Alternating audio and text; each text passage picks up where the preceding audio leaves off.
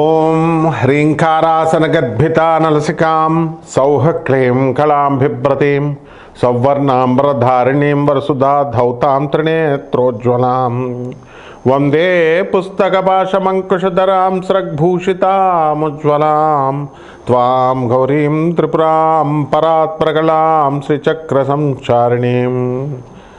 ఓం విజయవాడ కనకదుర్గా దేవతాయే నమః. శ్రీ దుర్గామల్లేశ్వర దేవతాభ్యో నమః. వసుదేవసుతం దేవం కంసచాణూరమర్దనం దేవకీ పరమానందం కృష్ణం వందే జగద్గురుం. కృష్ణం వందే జగద్గురుం. శ్రీ రాధాకృష్ణాభ్యాం నమః. అర్జునం వందే జగదేకవీరం.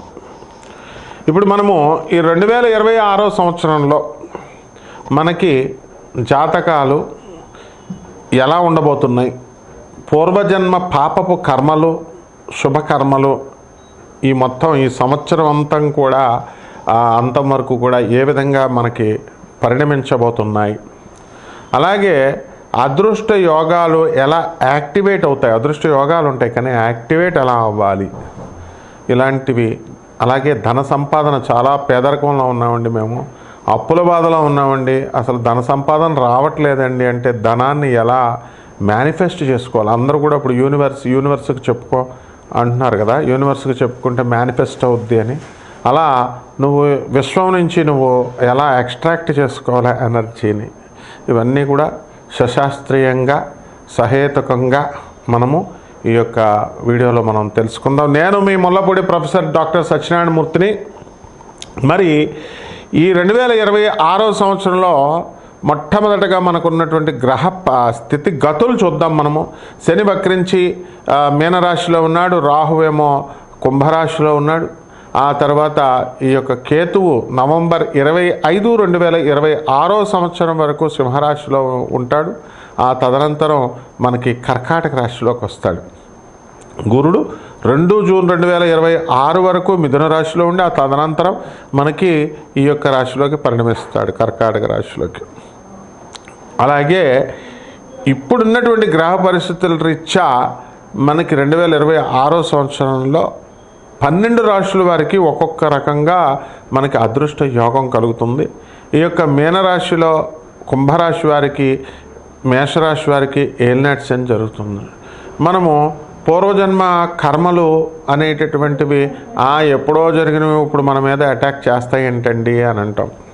ఎప్పుడో ఒక 3 నెలల క్రితం, సంవత్సరం క్రితం, 2 సంవత్సరాల క్రితం చేసినటువంటి దొంగతనాలు కానీ, మర్డర్లు కానీ, పోలీసు వాళ్ళు లేట్ అయినా కానీ ఏ విధంగా అయితే పట్టుకుంటారో ఆ విధంగా గ్రహాలు కూడా మనకి తప్పకుండా చిత్రగుప్తుడు అంటే ఏంటండి, బ్లాక్ బాక్స్, అందులో చిత్రము గుప్తంగా అంటే సీక్రెట్గా మన మనసులో ఉండి రాస్తాడనమాట. అంటే అక్కడ పెద్దవాళ్ళు చెప్తూ ఉంటారు పండితులు ఏమని, యముడి దగ్గరికి వెళ్ళిన తర్వాత ఇంకా మళ్ళీ డిస్కషన్స్ ఏమి ఉండవండి. ఇంకా మన యొక్క మనస్సు పొరల్లో జరిగినటువంటి మనం చేసినటువంటి పాపపు కర్మలు, మంచి పనులు, చెడ్డ పనులు ఇవన్నీ కూడా అక్కడ బ్లాక్ బాక్స్లో మన ఆత్మసాక్షి లోపల ఉన్నటువంటి ఆత్మ చెప్తూ ఉంటుంది.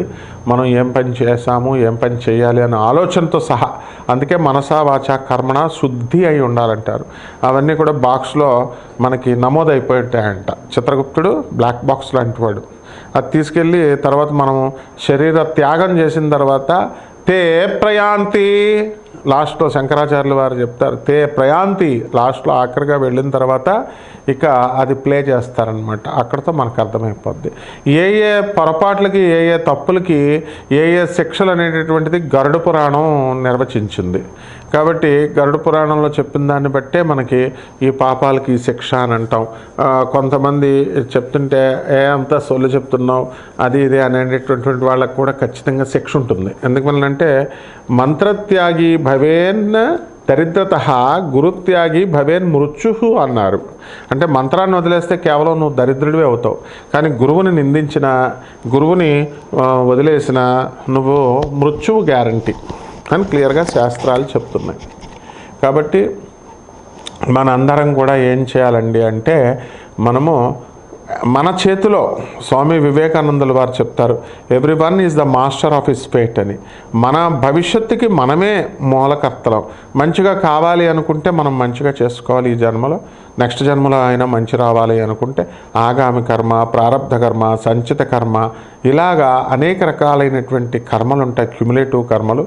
ఆ కర్మలను బట్టే జరుగుతాయి. కాబట్టి ధనయోగం రావాలంటే అందరూ ఏం చేస్తారంటే, ఏమండి నాకు ధనయోగం పని చేస్తున్నానండి కానీ నాకు కలిసి రావట్లేదండి అని అంటారు. అది వాస్తవం. అది యాక్టివేట్ అవ్వాలి. సెల్ ఫోన్ ఏ విధంగా అయితే ప్రతిరోజు ఛార్జ్ చేసుకుంటారో, మీరు రీఛార్జ్ కూపన్ అయిపోగానే రీఛార్జింగ్ ఎలా చేసుకుంటారో ఇవన్నీ కూడా సేమ్ ప్రాసెస్ అనమాట. లా ఆఫ్ క్రియేషన్ సేమ్ ఉంటుంది. అణువులో ఎలా ఉందో బ్రహ్మాండంలో, బయట బ్రహ్మాండం అంటే విశ్వంలో ఎలా ఉంటుందో, మనకి చిన్న అణువు అనేటువంటి బాడీలో ఎలా అయితే సూర్యచంద్రులు అన్నీ తిరుగుతున్నాయో, అలాగే ఈ activation of charges, activation of cells ఇవన్నీ కూడా జరగడం ఖాయం అన్నమాట. కాబట్టి ధనయోగాలు మనం పుట్టించుకోవచ్చు. అలాగే అప్పుల బాధలో ఉన్నటువంటి వాళ్ళు కూడా ఆ అప్పుల బాధ నుంచి మనం బయటపడవచ్చు. కాకపోతే దాని మార్గం చూపించే వాళ్ళు ఉండాలి కదా. ఉద్యోగం రావట్లేదండి, ఉద్యోగం రాకపోతే ఏం చేయాలి? నాకు ఉద్యోగం రావట్లేదు అని ఇంట్లో బాధపడుతూ కూర్చుంటే రాదు. మనం చేసినటువంటి గుడ్ కర్మ మనకు పుష్ చేస్తుంది, ముందుకు తోస్తుంది. వెళ్ళి ఎవరినైనా కలువు అని మంచి వాళ్ళని పరిచయం చేస్తుంది. ఆ మంచి వాళ్ళు వెళ్ళి మిగతా మంచి వాళ్ళని పరిచయం చేస్తూ ఉంటారు. అప్పుడు ఎక్కడో ఒక చోట వర్కౌట్ అవుద్ది. అలా కాకుండా చెడు కర్మ కూడా, ఇక్కడ బ్యాడ్ కర్మ కూడా వెంటనే వస్తుంది. బ్యాడ్ కర్మ అంటే చెడ్డవాళ్ళని కూడా పంపుద్ది. నీకు చెడ్డవాడు ఏం చేస్తాడు, నీకు కోట్ల రూపాయలు వస్తుంది, ఆర్పీ బిజినెస్, నెంబర్ 2 బిజినెస్ అని చూపిస్తాడు. మంచివాడేమో నీకు 10 రూపాయలే వస్తుంది నాయన, నీకు చాలా తక్కువ వస్తుంది, 10,000 వస్తుంది నెలకని చూపిస్తాడు. మనం మంచివాళ్ళు చెప్పిన ప్రకారమే వెళ్ళాలి. ఈ రిస్క్ ఉంది కదా అని చెప్పేసి చెడ్డవాళ్ళది వెళ్తే పోలీసులు పట్టుకుంటారు, లోనేస్తారు. ఈ విధంగా పెద్ద పెద్ద ఎమ్మెల్యేలు, పెద్ద పెద్ద రాజకీయ నాయకులు చాలా వాళ్ళు ఏమనుకుంటారంటే, మేము కబ్జాలు చేసాము, మేము చాలా గొప్పవాళ్ళం, మేము మామూలు మనుషుల డబ్బు దొబ్బేసాం అనుకుంటారు. కానీ వాళ్ళకి చచ్చిపోయేటప్పుడు పక్షవాతం. మీరు చూసుకోండి, వాళ్ళతో ఇప్పుడు పెద్ద రౌడీలుగా చలామణి అయినటువంటి ఎమ్మెల్యేలుగా చేసిన వాళ్ళు, ఎమ్మెల్యే కంటెస్టెంట్స్గా చేసిన వాళ్ళంతా కూడా కుక్కచావు చచ్చిపోయారు. వాళ్ళంతా పెరాలసిస్లు వచ్చి బెడ్ మీద లాస్ట్ 6 నెలలు. ఇవి ప్రవచనకారులు, జ్యోతిష్కులు చెప్పరు. ఎందుకంటే వాళ్ళు రాజకీయ నాయకులు కదా, వాళ్ళతో మనకేంటని. వాళ్ళు రాజకీయ నాయకులు వీళ్ళనైనా, లేకపోతే మంత్రులైనా, సీఎంలైనా, ఎవరైనా మనిషి యమధర్మరాజు ముందు సేమ్ అన్నమాట. అందువలన మనం చాలా ధర్మంగా, న్యాయంగా మనం ముందుకు వెళ్ళినప్పుడు మాత్రమే మనం సక్సెస్ అనేటటువంటిది మనం చూడగలుగుతాం. కాబట్టి మనం ఏం చేయాలండి అని అంటే, ఈ యొక్క రాశి వారంతా కూడా మనము 12 రాశుల వారు కూడా దేవతా వృక్షాలను మనకు ఉన్నాయండి. మారేడు చెట్టు, నేరేడు చెట్టు, జువ్వు చెట్టు, జమ్మి చెట్టు, ఆ తర్వాత ఈ యొక్క దత్తాత్రేయుడు మనకి ఇచ్చినటువంటి మేడి చెట్టు, ఇవన్నీ ఉంటాయి. 64 యోగిని గణాలు ఇవన్నీ ఉంటాయి. వాటిని పూజ చేసుకోవడం, వాటికి ప్రదక్షిణాలు చేసుకోవడం, వీటి ద్వారా మనం ఏం చేస్తామండి అంటే, మనకి ఆ కర్మలన్నీ కూడా తొలగిపోయి చక్కగా మంచి కర్మలు, మంచి అదృష్టాలు ఇవన్నీ వస్తాయి. అదే పనిగా మనము పూజలే చేసుకుంటూ ఉంటామండి, కుంకుమ వేసి, పసుపులు వేసి, లేదా మంత్రాలు ఇచ్చారండి, మంత్ర జప అనుష్ఠానాలు చేసుకుంటామండి. మేము ఎవరికి కూడా దాన ధర్మాలు చేయమండి, లేకపోతే మేము ఎవరికి కూడా మంచి పనులు చేయమండి అని అనుకునేటటువంటి వాళ్ళకి మంత్రాలన్నీ కూడా సిద్ధించవు. కాబట్టి ఇక్కడ కావాల్సింది ఒకటే, ఏమిటంటే నీకు ఎవరితో పని ఉంది, ధనలక్ష్మితో పని ఉంది. నువ్వు ఒక పర్సన్ కలుస్తున్నావండి, పర్సన్ కలుస్తున్నప్పుడు నీకు అపాయింట్మెంట్ కోసం నెంబర్ పెడతాం. దేనికి పెడతాం? నీకు పని ఉంటే నీ కర్మను ఎలా తప్పించుకోవాలి అన్నదానికి అపాయింట్మెంట్ కోసం పెడతాం. అలా చేస్తేనే వస్తుంది మనకి. అలాగే మనకే సలహాలు ఇవ్వాలని ఫోన్ చేసేవాళ్ళకి రెండోసారి రానిస్తాం, మనం రానివ్వం కదా. కాబట్టి అలాగే యముడు కూడా అంతే అనమాట. లా ఆఫ్ క్రియేషన్ క్రియేట్ చేశారు, దాని ప్రకారం మనం ముందుకెళ్తే ఇవన్నీ యాక్టివేట్ అవుతాయి. ఏ విధంగా ధనయోగం రావాలి, ఏ విధంగా అయితే దరిద్ర యోగాలు ఇవన్నీ కూడా పోవాలి, ఇవన్నీ కూడా మేము చెబుతాం. సిన్సియర్గా, సీరియస్గా ఉన్నటువంటి వాళ్ళకి నాన్ కమర్షియల్ ఆస్పెక్ట్తో మనందరం కూడా అమెరికన్ టెక్నాలజీని ఉపయోగించి నాసా రిపోర్ట్స్ను ఆధారంగా చేసుకొని యాంగులర్ మొమెంటంలు, వెలాసిటీ ఆఫ్ ద ప్లానెట్స్ ఇలాంటి మోడర్న్ కాన్సెప్ట్స్ని ఫిజిక్స్లో తీసుకొని మనము మోడర్న్ సైన్స్ని, ఏన్షియంట్ ఆస్ట్రాలజీని బ్లెండ్ చేస్తూ మనము చెప్పేటటువంటి జ్యోతిష విశ్లేషణలో మీకు ఎప్పుడు పెళ్ళిళ్ళు అవుతాయి, ఎప్పుడు మీకు ఎప్పుడు విడాకులు అవుతాయి, ఎప్పుడు మీ ఉద్యోగాలు వస్తాయి, ఎప్పుడు మీరు యాక్సిడెంట్లు అవుతాయి, ఇలాంటి సంపూర్ణ జాతకం మీరు తెలుసుకోవచ్చు. ఇది రాశి ఫలాలు కాబట్టి కోటాను కోట్ల మంది కామన్ ప్లాట్ఫామ్ మీద చెప్తాం. అలాంటి వాళ్ళ కోసం ఈ ఛానల్ ఓనర్లు అయినటువంటి వేణు, దత్తాత్రేయ, మౌలి, తర్వాత ఈ యొక్క దీపు స్టార్, తర్వాత మావాడు పార్థు, వీళ్ళందరూ కూడా నాన్ కమర్షియల్ ఆస్పెక్ట్తో ప్రజలకు ఎక్కువ ఉపయోగపడాలి అనే ఉద్దేశంతో మీకు వెసులుబాటుని కలిగిస్తున్నారు. అటువంటి వాళ్ళు మాకు కాంటాక్ట్ చేయొచ్చు, మేము బ్రహ్మాండంగా చెప్తాం మీకు ఎంతో ప్రేమతో.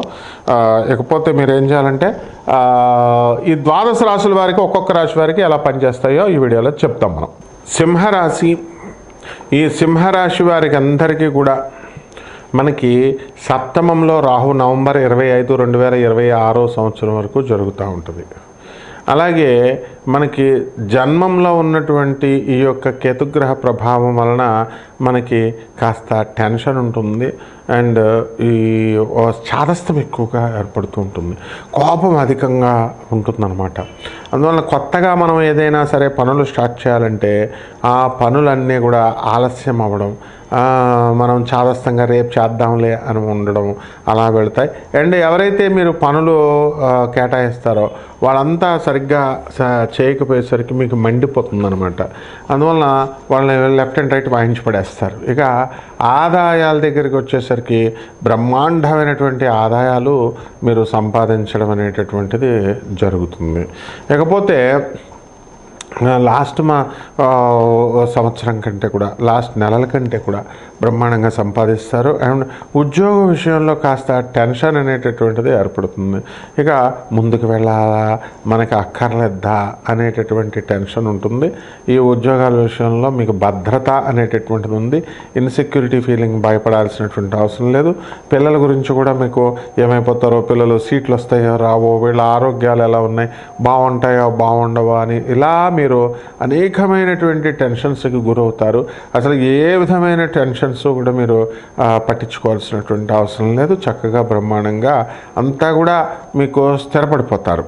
అదేవిధంగా ఈ యొక్క అష్టమంలో ఉన్నటువంటి శనిగ్రహ ప్రభావం వలన పనులన్నీ 1కి 2 సార్లు లేటుగా అవడము, ఆ పనులన్నీ కూడా మీరు సక్సెస్ఫుల్గా ఒకటోసారి అవ్వలేదు, రెండోసారి అవ్వలేదు, ఇంక మళ్ళీ మనం తర్వాత చేస్తాంలే అని వదిలేయకుండా మీరు మంచిగా మళ్ళీ ట్రై చేస్తూ ఉండాలి. ఈ విధంగా చేస్తున్నప్పుడు గ్రాండ్ సక్సెస్ అనేటటువంటిది మీరు చవి చూస్తారనమాట. అలాగే మనం ఏం చేయాలండి అని అంటే ఈ రాశి వారికి మనకి పెళ్ళిళ్ళ మీద బాగా దృష్టి వెళ్ళిపోద్ది.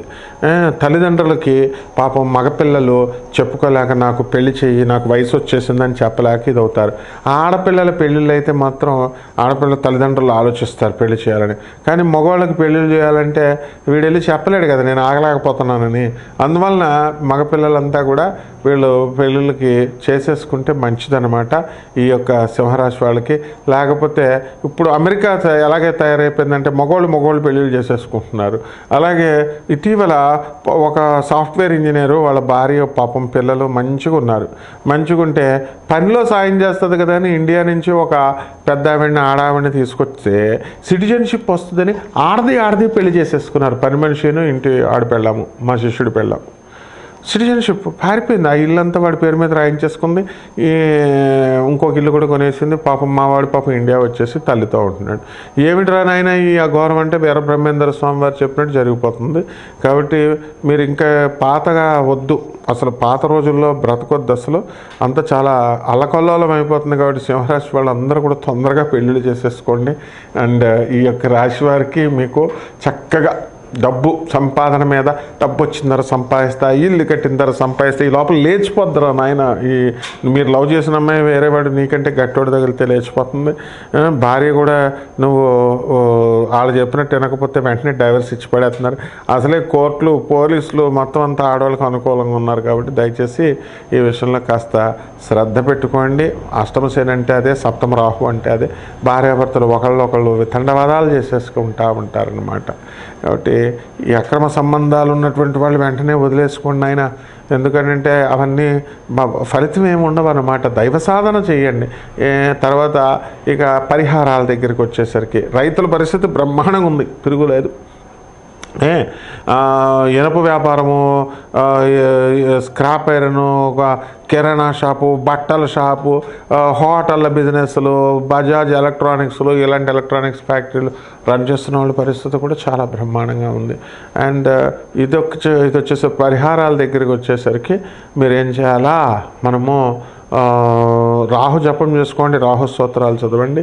రాహు కిలోంపావు మినుముల్ని ఆవు పేడ రంగు ఉన్నటువంటి వస్త్రాలనిచ్చి పేద బ్రాహ్మణులకి శనివారం నాడు ఉదయం 8 గంటలకి దానం చేసుకోండి. అలాగే శని జపం చేసుకోండి, శని స్తోత్రాలు చదవండి. శనికి కిలోంపావు నల్ల నువ్వుల్ని, నల్లని వస్త్రాన్ని పేద బ్రాహ్మణులకి మనం శనివారం నాడు ఉదయం 8:05 మీరు దానం చేసుకోండి. రావి చెట్టు చుట్టూ ప్రదక్షిణాలు చేసుకోండి. దశమహావిద్యల్లో ఒకటైనటువంటి మహాకాళి అమ్మవారి యొక్క మంత్రజపాన్ని, ఆమె యొక్క అనుష్ఠానాన్ని మీరు చేసుకోవడం ద్వారా బ్రహ్మాండంగా ఉంటుంది. శుభమస్తు.